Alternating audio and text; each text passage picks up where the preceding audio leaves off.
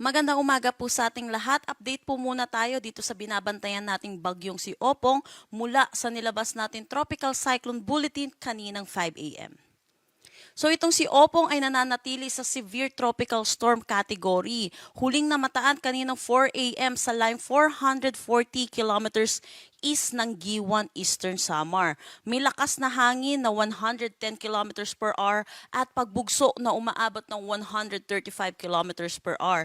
Ito'y kumikilos west-northwestward sa bilis na 20 kilometers per hour. Samantala, meron pa rin naman tayong southwest monsoon na nakakaapekto lalo na dito sa western section ng ating bansa. Ito rin inaasahan natin, magdadala rin po ito ng mga pag-ulan, lalo na occasional rains, yung mga pagbugso ng pag-ulan dito sa may Zambales, Bataan at Occidental Mindoro. Dito sa Metro Manila, inaasahan natin magiging makulimlim ang ating panahon ngayong araw at inaasahan din natin yung mataas na tsansa ng mga pag-ulan pero hindi naman po siya yung kasing same intensity ng mga nakaraang araw po nating pag-ulan. Ito po yung forecast track po ni Bagyong Opong sa Severe Tropical Storm Opong. So ayun po, magkaroon po tayo ng changes dito sa ating track. Pero dito po nakikita natin, mag-intensify siya into a typhoon category ngayong araw. At lalapit po ito bilang typhoon dito sa may Eastern Visayas. So inaasahan po natin, mataas ang tsansa po ng mga pag-ulan, mataas na volume ng pag-ulan, lalo na po dito sa may Northern Samar at Eastern Samar. Nakikita din natin dito sa ating forecast track ang paglandfall niya po somewhere dito sa may Bicol region at kung makikita din natin, severe tropical storm na lamang po siya or bahagya siyang hihina dahil sa interaction niya sa ating kalupaan habang palabas po siya ng ating kalupaan. So nakikita din natin, by Saturday 2 a.m. nasa labas na po siya ng kalupaan natin. At dito din po, mag-i-intensify po siya ulit into a typhoon category habang palabas na ng ating Philippine Area of Responsibility at palayo na. So ngayon po, nadagdagan na po yung ating mga tropical cyclone wind signal. Signal number 2 dito sa may Catanduanes, Sorsogon, southern portion ng Albay, northern Samar, northern at central portions ng eastern Samar, northern at central portion ng Samar. Signal number 1 naman po dito sa rest of Albay, Masbate kasama na Antigao Islands at Burias Island, Camarines Sur, Camarines Norte, Marinduque, Romblon, Oriental Mindoro, Occidental Mindoro kasama na ang Lubang Islands, Calamian Islands, Quezon kasama na ang Polillo Islands. Pati na rin dito sa may Rizal at Laguna. Signal number 1 din dito sa may Batangas, Cavite, Aurora, Metro Manila, Bulacan, Nueva Ecija, Tarlac, Pampanga, Zambales, Bataan, central portions ng Isabela, Benguet, southern portion ng Ilocos Sur, La Union at Pangasinan. Para naman sa Visayas, signal number 1 dito sa rest ng Eastern Samar, rest of Samar, Biliran, Leyte, Southern Leyte, northern portion ng Cebu kasama na ang Camotes Island at Bantayan Island, northern portion ng Negros Occidental, northern portion ng Iloilo, Capiz, Aklan, northern at central portions ng Antique kasama na ang Caluya Islands at Calamian Islands. Para naman dito sa may Mindanao, signal number 1 dito sa may Siargao Island, Bukas Grande Island at Dinagat Islands. So nagtaas po tayo ng signal number 1 para makapaghanda po ang ating mga kababayan. Hindi pa po natin mararanasan itong mga hangin at mga pag-ulan ngayong araw na dala po neto ni Opong. Pero ito po naglabas tayo ng signal number 1 na may lead time na 36 hours para makapaghanda po tayo sa mga nabanggit ko pong lugar. Dahil po dito kay Bagyong Opong, nakikita natin prior to landfall, mag-i-intensify siya into a typhoon category. So, ang pinakamataas po nating itataas na tropical cyclone wind signal ay number 4. So, ugaliin po natin i-check ang mga nilalabas na tropical cyclone bulletin ng Pag-asa. Para naman sa magiging ulan na dala neto ni Bagyong Opong, sa ngayong araw inaasahan natin ang 50 to 100 millimeters of rain dito sa may Leyte, Biliran, Southern Leyte at Dinagat Islands. Southern Leyte naman po ay Sorsogon, Northern Samar, Eastern Samar, Samar at Masbate. Inaasahan po natin ang 100 to 200 millimeters of rain. Gaya po ng sinabi ko kanina sa ating forecast track, lalapit po ito dito sa may Eastern Visayas. Kaya makikita natin mataas ang volume ng ulan na ating inaasahan.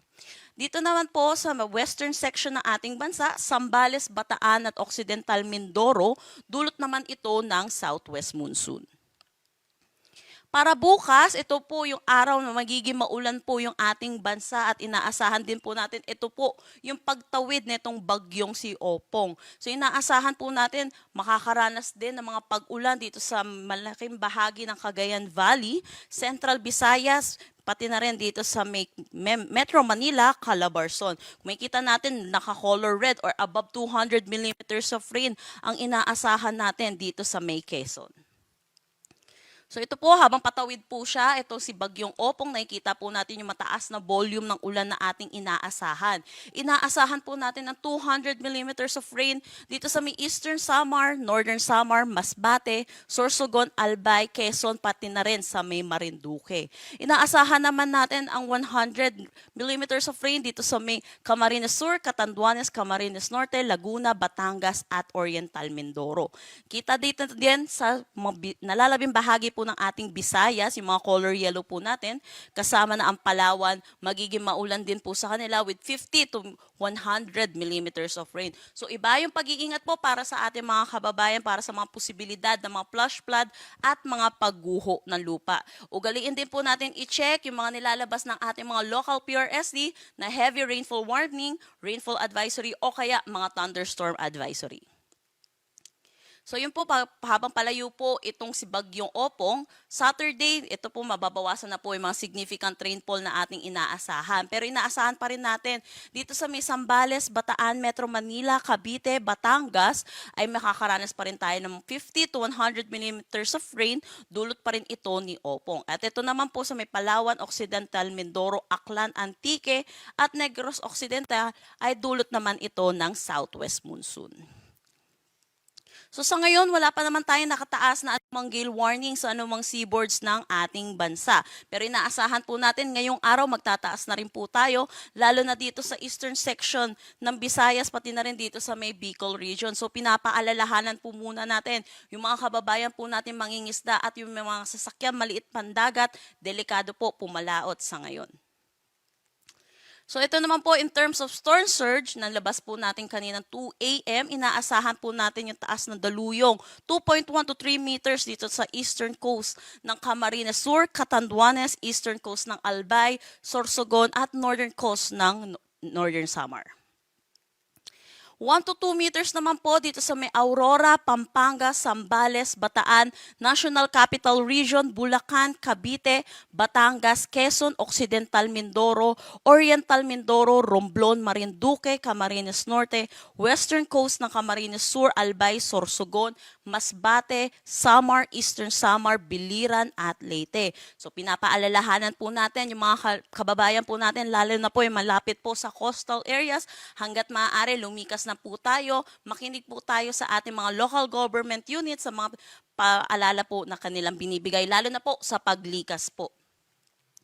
So dahil po sa southwest monsoon, pati na rin dito kay Opong, inaasahan po natin yung malalakas na bugso ng hangin ngayong araw dito po sa malaking bahagi ng Luzon, kasama na rin dito sa ilang bahagi ng Visayas at Mindanao. So tomorrow at Saturday, naasahan pa rin po natin yung mga ihip ng hangin, dulot naman ito ng southwest monsoon dito sa may Cagayan Valley, pati na rin sa western section ng ating bansa. So yun po muna yung update po natin dito sa bagyong si Opong. So next po at ating update na Tropical Cyclone Bulletin ay mamayang 8 a.m. dahil palapit na rin po ito sa ating kalupaan. Pero ang next ating bulletin ay mamayang 11. Next nating press briefing ay mamayang 11 a.m. Yan po muna latest dito sa Pag-asa Weather Forecasting Center. Chanel Dominguez po at magandang umaga. At mag-ingat po tayong lahat.